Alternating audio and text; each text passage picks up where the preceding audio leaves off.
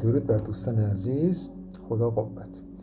خب من میخوام عطر ادو پرفیوم مدل مورگان رو بازش کنم. من قبلا این عطرش هستش که رنگ سبزه، برند لاف تایم مورگان.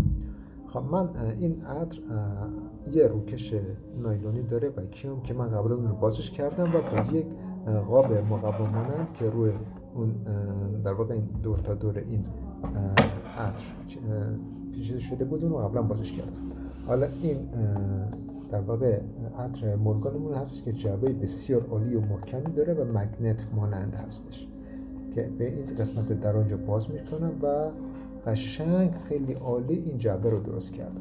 حالا من میخوام این جعبه رو باز کنم، عطر رو بیارم بیرون، تست کنیم و شما در واقع این عطر رو ببینید که چقدر عطر بسیار عالی و خوبی هستش. خب این قسمتی که تیز داره رو، این قسمتی که در اینجا مگنت اینو ببینید حالت مگنت داره، بازش کنم این درش به این صورت باز میشه و به این صورت نشونتون بدم که این عطر اینجا قرار داره.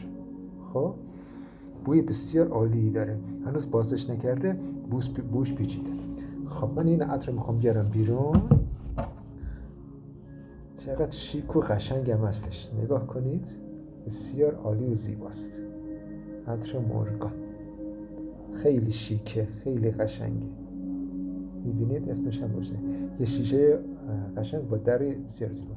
حالا من این درش رو باز کنم، پیچیه، اینو بازش کنم و بسیار عالی، بسیار خنک و راحی خوبی عالی داره، هم مردانه هم زنانه هستش. حالا یه بارم تستش کنم.